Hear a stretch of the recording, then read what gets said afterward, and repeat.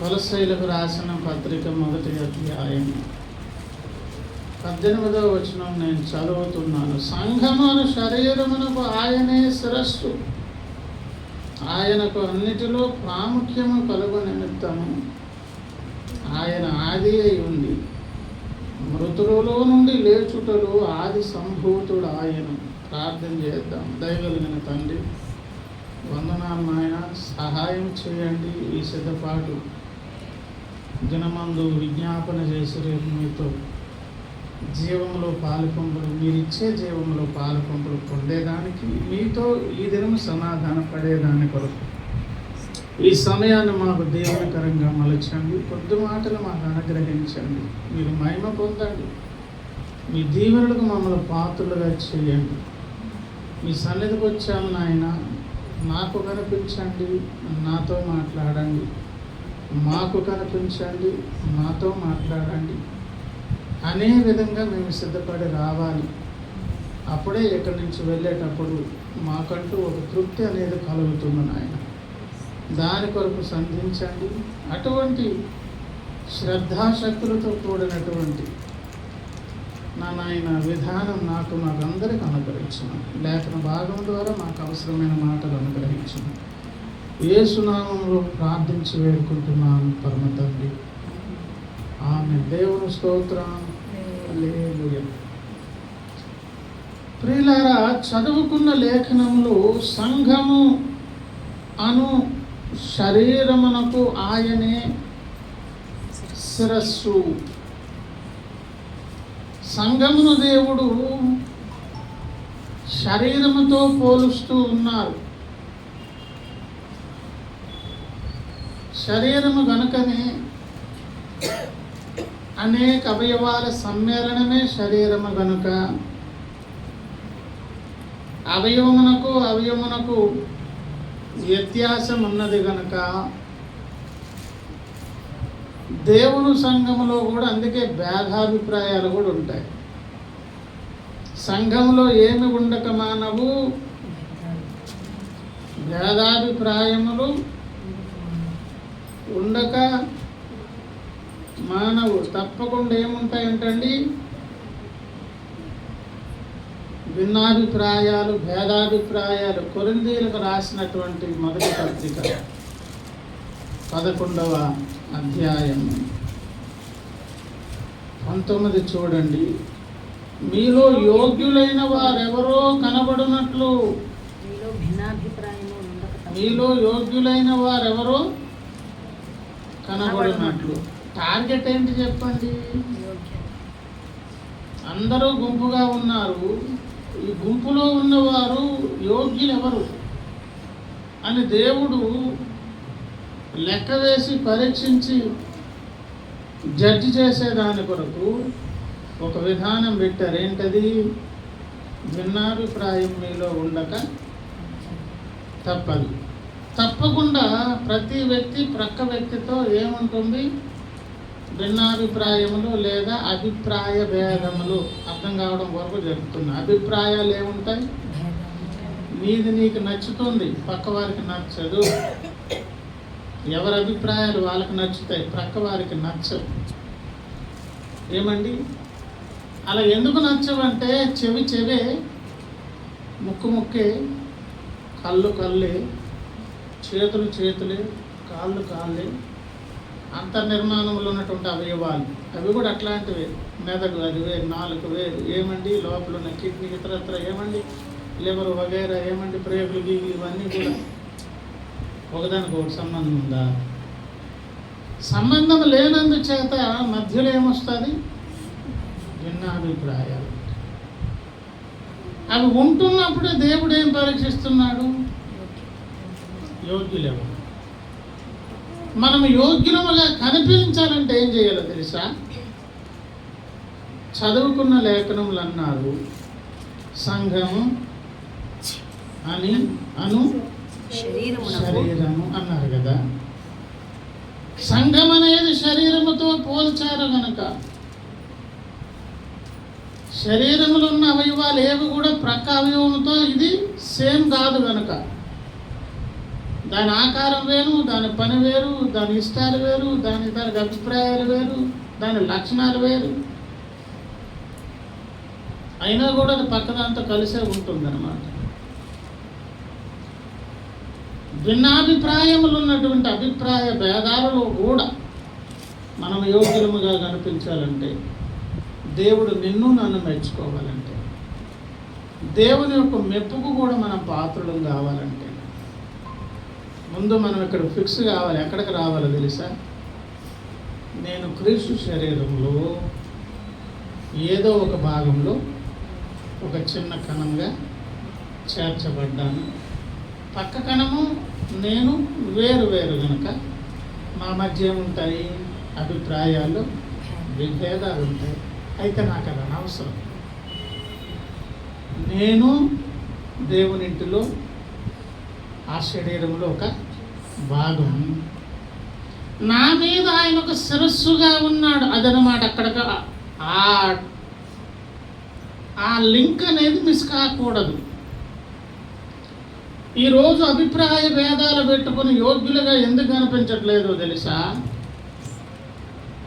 ప్రక్క విషయాలు పడవు గనక, అభిప్రాయాల్లో విభేదాలు ఉన్నవి గనక వానితో నీకు ఏమండి సమన్వయం లోపిస్తుంది గనక దృష్టంతా ఇక్కడే పెట్టి అసలు ఆయనతో ఉన్నటువంటి సంబంధం విషయంలో జాగ్రత్త వహించడం మానేసి.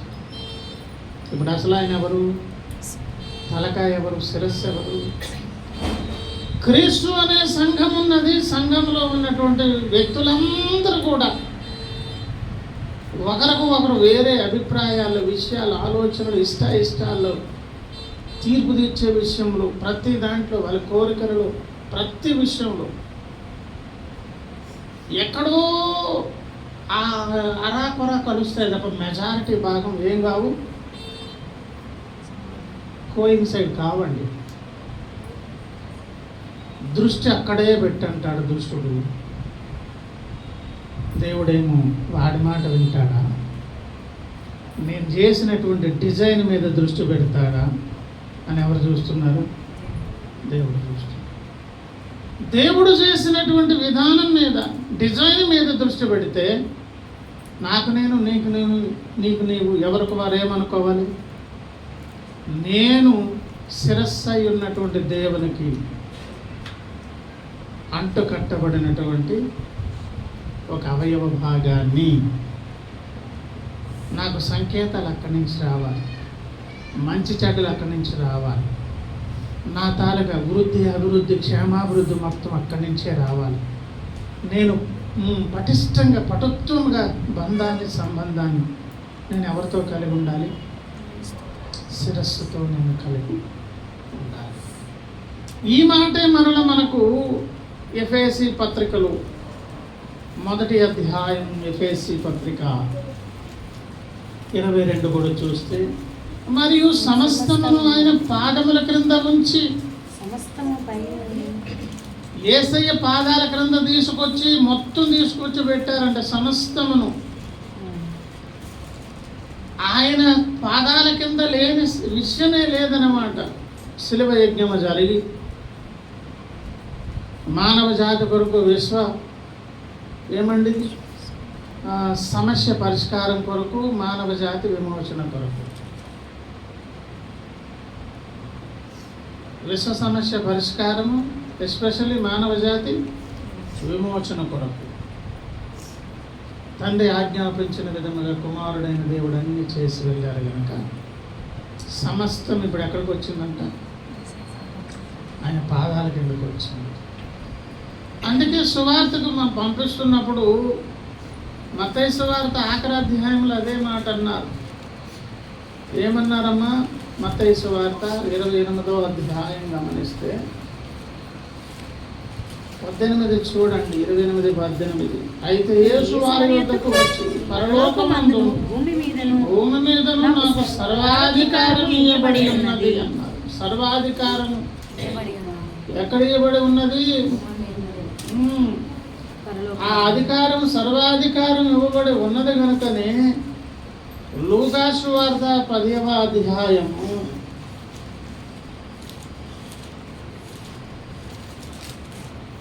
19వ వచనం, ఇదిగో పాములను తేళ్లను త్రొక్కుటకు శత్రువు బలమంతటి మీదను మీకు అధికారం అనుగ్రహించి ఉన్నాను. అధికారమును దారాదత్తం క్రీస్తు సంఘానికి చేసి ఏది మీకు ఎంత మాత్రమును అని చేయదు. శత్రువు యొక్క బలమంతటి మీద అధికారం యేసయ్య ఎందుకు ఇచ్చారు? ఎఫెసీ పత్రికలో చెప్పారు, ఆయన కాళ్ళ కింద సమస్తమును ఉంచి ఏమండి ఆయనను సంఘమునకు శిరస్సుగా, యేసయ్య పాదాల కింద సమస్తము పెట్టి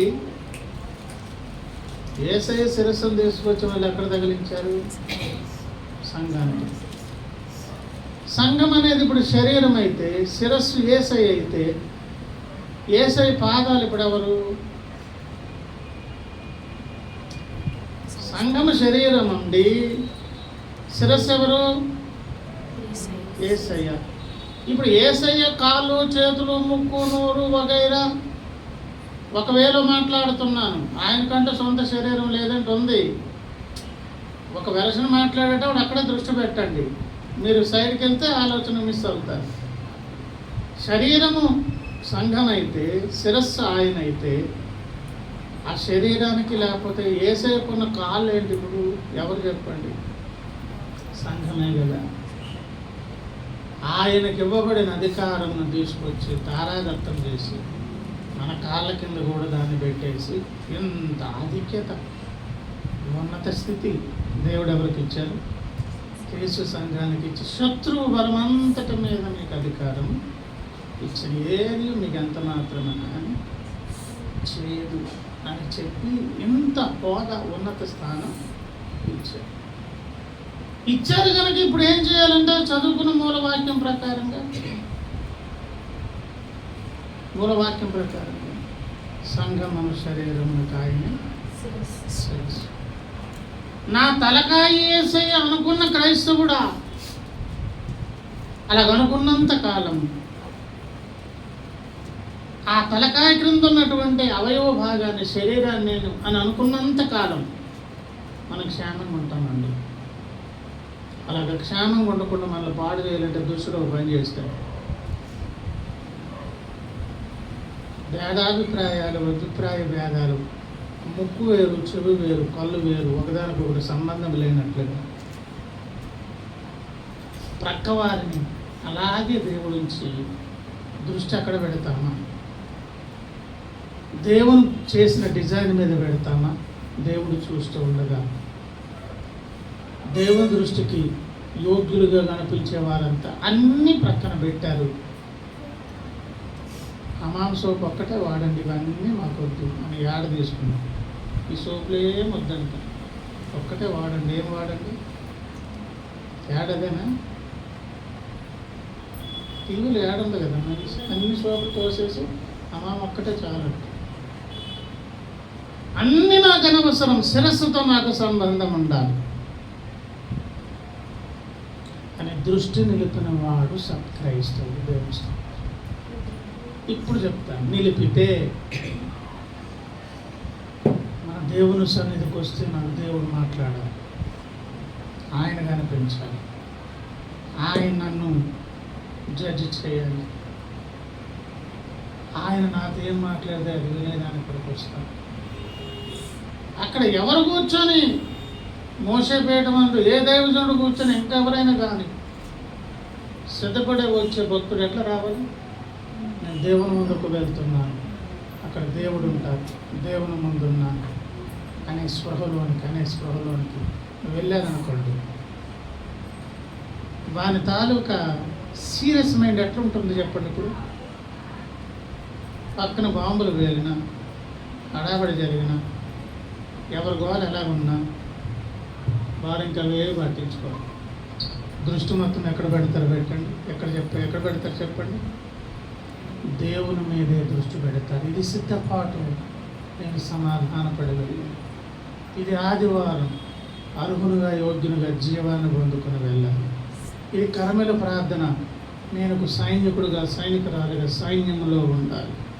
ఇది ఒక కుటుంబ ఆరాధన, ఏ అవసరత నిమిత్తం వీలు పెట్టుకున్నా వారు పెట్టుకున్నటువంటి కూడిక నేను దేవునితో పెనుగులాడి ఆయనతో వ్యక్తిగతంగా సహవాసం చేసేదాని కొరకు వీళ్ళ ద్వారా నాకు ఒక అవకాశాన్ని వీళ్ళు కల్పించారు. వీధిలో కొన్ని కాంగ్రిగేట్ ఏవో కొన్ని ఫెస్టివల్స్ పెట్టుకుని భోజనాలు పెడతారండి. ఆహారం లేని వాళ్ళు అక్కడ వెళ్ళి భోజనం చేసి ఎలా తృప్తి చెందుతారు చెప్పండి? ఇలాంటి పండుగలు వారం ఒకటి ఉంటే భలేగా ఉంటుందబ్బా. ఎలాగ తినేదానికి ఇంట్లో తిండి లేదు, ఇలాంటి పండుగలు పదే పెడితే కడుపు నిండుంది కదా అని ఏవేవో ఫెస్టివల్స్ పెట్టి భోజనాలు ఏర్పాటు చేస్తుంటూ ఉంటే నిజంగా ఆహారం లేని వారు అక్కడికి వెళ్ళి ఏం చేస్తారు? ఇది ఒక గృహ కూడిక. వాళ్ళు ఎందుకు పెట్టుకున్నారు, వాళ్ళ అవసరం ఏంటో, దీని ద్వారా నాకు ఒక అవకాశం ఇస్తున్నారు. ఎవరితో సహవాసం చేసేదాని కొరకు? నీవు వ్యక్తిగతంగా దేవునితో చేసేదానికంటే, కుటుంబంతో చేసేదానికంటే సహవాసముతో చేసేది మాత్రమే చాలా ఇంపార్టెంట్. సహవాసముతో కలవకపోవడానికి కూడా కారణం అదే, అభిప్రాయ భేదాలే. దృష్టి ఎక్కడ పెడుతున్నావు నువ్వు యోగ్యురాలువా కాదా, యోగ్యుడువా కాదని ఎవరు పరీక్షిస్తున్నారు? దేవుడు. నువ్వు మానేసి ఏం కబుర్లు చెప్తావు? వాళ్ళు కరెక్ట్ కాదు, వీళ్ళు కరెక్ట్ కాదు, వాళ్ళు అలాగున్నారు, వీళ్ళు ఎలాగున్నారు. నువ్వు డిజైన్ పైనుంచి కిందకి దేవుడు ఏర్పాటు చేసింది చూస్తావా, పక్క వాళ్ళు చూస్తావా? నువ్వు పక్కగా చూసినంతసేపు, దేవుడు నియమించిన ఆర్డర్ మీద దృష్టి నిలపనంతసేపు దేవుని పరీక్షలు యోగ్యుడుగా నీవు కనిపించట్లేదు. నాకు ఇవన్నీ అనవసరం అండి. ఏ రకమైనటువంటి ఒక సహవాస కూడుకున్నా అక్కడ నాతో దేవుడు మాట్లాడాలి. అక్కడ మనుషులు కాదు నాకు కావాల్సింది. ఎవరు కావాలి? దేవుడు కావాలి అనే మైండ్ సెట్గానే మనం పెట్టుకోగలిగామనుకోండి, ఆ 100 మందిలో నీ ఒక్కరితోనే దేవుడు మాట్లాడతాడు, నీ ఒక్కరినే దేవుడు సంధిస్తాడు. అపోస్తుల కార్యములలో మనం ఎన్నోసార్లు చెప్పుకున్నాం. అపోస్తుల కార్యములు ఏమండి?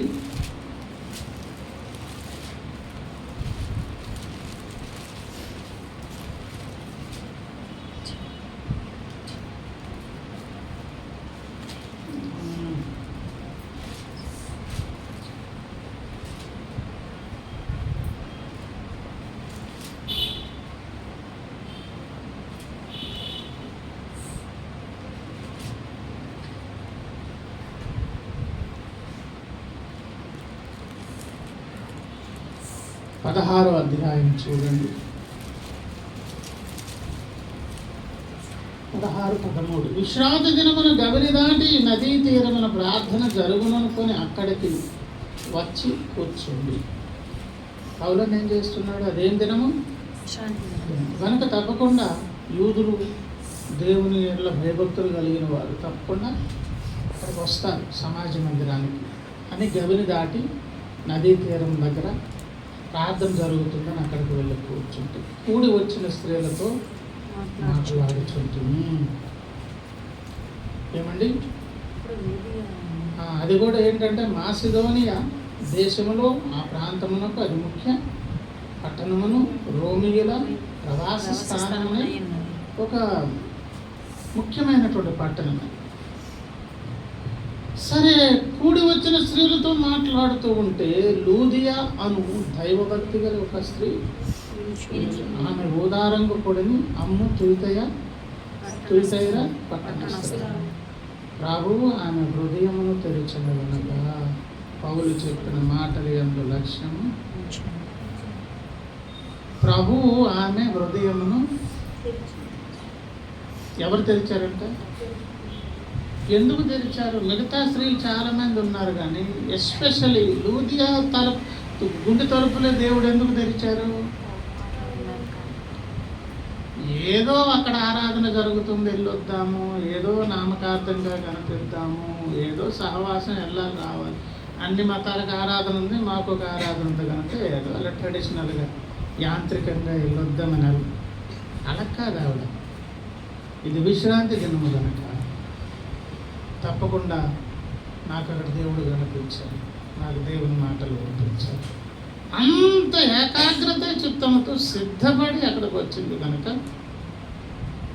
అంతరంగమును హృదయంలో పరీక్షించి దేవుని దృష్టికి ఎవరు దొరికారు? ఇప్పుడు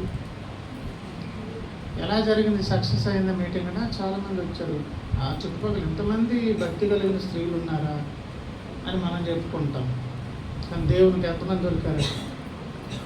ఆ ఒక్క స్త్రీ హృదయమును తెరిచారు కనుక ఆ తర్వాత ఆవిడ అపోస్తుల పరిచర్యలో పౌలన్న చేస్తున్న పరిచర్యలో ఒక కీలకమైన వ్యక్తిగా, కుటుంబముగా వాళ్ళు మారిపోయారు. బైబిల్ గ్రంథంలో వారి పేర్లు వచ్చేసి గ్రహించుకోవాలి. భవిష్యత్తులో ఒక గ్రంథం రాయబోతూ ఉన్నారు దేవుడు. భూమి మీద జరిగిన చరిత్ర కొరకైన గ్రంథం. సంఘాన్ని ఎట్లా సిద్ధపరిచారు, ఎన్ని తరాలు గడిచింది, ఆదాం మొదలుకొని ఇన్ని కోట్ల మంది భక్తులు దేవుని సంఘపు శరీరంలోనికి చేర్చబడ్డారంటే వాళ్ళు ఎవరు, వాళ్ళ పేర్లేంటి, వాళ్ళ ఊర్లేంటి, వాళ్ళ అడ్రస్ ఏంటి, వాళ్ళు చేసే పని ఏంటి, వాళ్ళకున్న శ్రద్ధ ఏంటి, వాళ్ళకున్న నిర్లక్ష్యం ఏంటి, ఇవన్నీ రాయాలంటే ఆ పేర్లు అక్కడ మెన్షన్ చేయబడాలంటే వీళ్ళిద్దరే వస్తారు. పతనమైన వాళ్ళను ఏమండి యోగ్యులుగా కనిపించేటటువంటి వాళ్ళు, యోగ్యులు కనుకనే వాళ్ళు ఇప్పుడు ఎక్కడున్నారండి? బైబిల్ గ్రంథంలో. బైబిల్ గ్రంథం నిరంతరం ఉంటుంది. ఎన్ని కోట్ల యుగాలు జరిగిన ఈ గ్రంథం ఉండనే ఉంటుంది. అలాగే క్రీస్తు సంఘం అనే శరీరమును తయారు చేసే విషయంలో భూగ్రహం అనేది ఒకటి కట్టి ఆఖరి యుగంలో మానవ భరణాన్ని ప్రారంభించి అందులో నుంచి దేవుడు తన సంఘ వధువుని ఎట్లా కట్టుకున్నారనే ఒక చరిత్ర గ్రంథం రాసేటప్పుడు మన పేర్లు ఉండాలంటే మనం ఎట్లా ఉండాలో తెలుసా? దేవుని సహవాస కోరికలోనే యోగ్యులముగా కనిపించాలి అని అంటే తప్పకుండా దేవుడు నియమించే డిజైన్ ఏంటి? ఆయన తలక, శిరస్సు. ఆయనకు మనం ఏమై ఉన్నాము? శరీరములమై భాగాలమై ఉన్నాం కనుక నీకు మొత్తం సారం అక్కడి నుంచే రావాలి.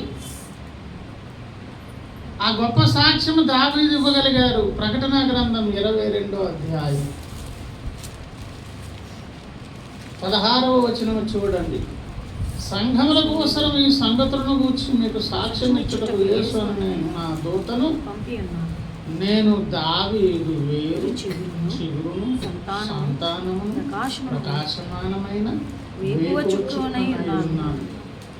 దావీదుకు వేరెవరు? చిగురెవరు? అంత వృద్ధి ఎందుకు చెందుతుందంటే వేరు దేవుడు యేసయ్య. నేను దావీదుకి ఎవరిని? వేరు. నేను ఎవరు చెప్తున్నారు? యేసయ్య. కనుక చిగురు అంత వృద్ధి ఎందుకు చెందుతుంది? మొత్తం దావీదును ఆపాదమస్తను ఆవరించి ఎవరున్నారు? ఆ తర్వాత దేవుడు ఎవరిని కోరుతున్నారు తెలుసా? ఆ తర్వాత ఎవరిని కోరుతున్నారు తెలుసా? అక్కడే ఉన్నదమ్మా. దావీదు వేరు చిగురును ఏంటట? ఏం సంతానం? దావీదు లాంటి సంతానమే కావాలి ఆయనకి. దావీదు లాంటి మైండ్ సెట్ కలిగిన వారే కావాలి. దావీదుకు పుట్టిన పిల్లలని చెప్పుకునే విధంగా ఉండాలి. నువ్వు ఏ జెనెటిక్ ఫ్యాక్ట్లో ఎవరికైనా పుట్టు, ఏ వంశానికి చెంది, ఏ దేశానికి, ప్రాంతానికి, ఏ లింగానికి చెందిన దాని వాడవైనా పర్వాలేదు. దేవుడు చూసేటప్పటికి దావీదు సంతానం అని ఎవరు చెప్పగలగాలి? ఎప్పుడు చెప్తారు? దావీదుకు వేరు చిగురుగా ఉన్నట్లుగా మన సారం ఆయన ఉండాలి. మనల్ని మొత్తం ఆవహించి ఎవరు ఉండాలి? యేసయ్య ఉండాలి. అలా ఉంటే నీకేదో ఒక జెనెటిక్ ఫ్యాక్ట్ ఒకటి ఉంటుంది. నేను ఫలానా వంశం, ఫలానా దేశం, ఫలానా ప్రాంతం, నేను స్త్రీని, పురుషుడిని, ఇంకోటి ఏదో జెండర్ నీకు చెప్పవచ్చు. కానీ దేవుని కాలిక్యులేషన్లు ఏమై ఉంటాం? దావీదు సంతానం, దావీదు సంతానం. ప్రభునందు ప్రియులారా, చదువుకున్న లేఖనములు అంటున్నారు ఏమండి? సంఘమును శరీరమునకు ఆయనే శిరస్సు అని ఈ మాట చాలు. వీలైతే రేపు దీని డిస్కషన్ రేపు పెడతాను. అని తర్వాత ఒక మాట అన్నారు. అంటే తెగలేదు ఇంకా అది. ఒక మాట చెప్పి ముగిస్తాను. ఆయనకు అన్నిటిలో ప్రాముఖ్యము కలుగు నిమిత్తము ఆయనకు అన్నిటిలో ప్రాముఖ్యము కలుగు నిమిత్తము ఆయన శరీరముగా చేర్చబడిన విశ్వాసులందరూ వారి బ్రతుకులలో, జీవితాలలో, మాటలలో, చర్యలలో, ప్రతి విషయంలో ఎవరికి ప్రాముఖ్యత కలగాలంట? ఆయనకు ప్రాముఖ్యత కలుగు నిమిత్తం. అదొక్కటి చాలండి. అవును, ఈ వారమంతా దేవునికి మహిమ కలగాలనే మాట్లాడాను, బ్రతికాను, జీవించాను. అందుకే ధైర్యంగా ఇప్పుడు వచ్చాను అని చెప్తే రేపు బేసిక్గా ధైర్యంగా రాచటీవితో తలెత్తుకొని రావచ్చు. ఆయనకు ప్రాముఖ్యము కలిగే విధంగా నేను బ్రతకలేదండి. నా ఇష్టానికి బ్రతికాను, నాకు నచ్చినట్టు బ్రతికాను, నాకు తోచింది చేశాను, నాకు నచ్చింది చేశాను, నాకు నచ్చింది అనుకుంటూ ఇంకొకటి ఇష్టం చేశాను అని ఒకవేళ అనుకున్నాం అనుకోండి, ఎడబొబ్బులు పెట్టి దేవుని పాదాలు పట్టుకుని క్షమాపణ ముందు తప్పైపోయింది. ఆయన ఇచ్చిన వారపు దినాలు కూడా ప్రయోజనం లేకుండా యూజ్లెస్గా ఖర్చు పెట్టాను. మీకు ప్రాముఖ్యత ఇవ్వలేదు. నా ఇష్టానికో, నా ఇష్టం అనుకుంటూ ఇంకొకటి ఊడిగం చేసేటటువంటి బ్రతికాను అని పరీక్షించుకునే పనైనా చేసి మొత్తానికైతే మాత్రం ఇక్కడి నుంచి ఎలాగ వెళ్ళాలి? ఆయనతో సమాధానపడి సమ్మతి కలిగి రేపు దేవుని సన్నిధికి వచ్చేదాని కొరకు అర్హత కలిగి వెళ్ళాలి. అది సిద్ధపడుతుంది. శిరస్సుగా భావించామా? అయ్యుంటే తప్పకుండా ఈ వారపు దినాలు ఎవరికి ప్రాముఖ్యతను ఇచ్చేవాళ్ళము? శిరస్సు మీద దృష్టి నిలపకుండా నువ్వు ఎప్పుడైనా చూపు అటు ఇటు తిప్పావా? తప్పకుండా రాంగ్ టైం పట్టించేస్తాడు దుష్టుడు. సమయం వృధా అవుతుంది, ధనం వృధా అవుతుంది. తప్పకుండా మన చేతులతో చేసే పనులు, సంచరించేటటువంటి పరిస్థితులు, ప్రతి మాట కూడా విస్తారమైన మాటలలో దోషం ఉన్నట్లుగా ప్రతి విషయంలో మనం ఏం చేసి ఉండాలి? ఏదో ఒక పొరపాటు మన ద్వారా జరిగి ఉన్నది. ఈ వారపు దినాలు ఆయన ప్రముఖునిగా ఎంచి మనం బ్రతికామా లేదా? అక్కడ ఇంకో మాట అన్నారు, ఆయన ఆది అయ్యుండి మృతుల నుండి లేచుటలో. ఆది అయ్యుండి అంటే అర్థం ఏంటి? మొదటి వాడు. ఏ విషయంలో? ఏదేది నువ్వు నేను చేయాలనుకుంటున్నామో ఆయన ముందు చేసి చూపించి ఇలాగ చేయండి అని మానవ అవతారం ఎత్తి మనకు మాదిరి చూపించి, ఒకవేళ నేనైతే చేయలేను అంటారేమో, ఇదిగో నా కుమారుడు పౌలన్న చేశాడు, ఆయనైనా చూడండి, ఆయన చేసినప్పుడు మీరు ఎందుకు చేయలేదు? ఒడ్డు మీద కూర్చొని వేసే చెప్పలేదు. మనకి ఏది చేయమన్నారో ఆయన చేసి చూపించారు. అది గమనించినటువంటి పౌలన్న శిరస్సును హత్తుకున్నాడు. ఆయన శిరస్సు ద్వారా సహాయాలు, సారాన్ని పొందుకున్నాడు. యేసును పోలి నడిచి మనకు ఒక మాదిరి వ్యక్తిగా మారి ఆయన కూడా ఏమండి వేరు చిగురు. పౌలను కూడా ఎవరు? ఆయన కూడా ఎవరి సంతానం? దైవ సంతానం. అలా ఉండే దాని కొరకు అవకాశం ఇస్తూ, పొరపడినా పర్వాలేదు, రండి పరీక్షించుకోండి, సమాధానపడండి. ఆయన ఇచ్చిన అవకాశం సిద్ధపడుకుంటాం. ఒకసారి మనం పరీక్షించుకుందాం, దేవుడి పాదాలు పట్టుకుందాం, దేవుడి మాట గురించి.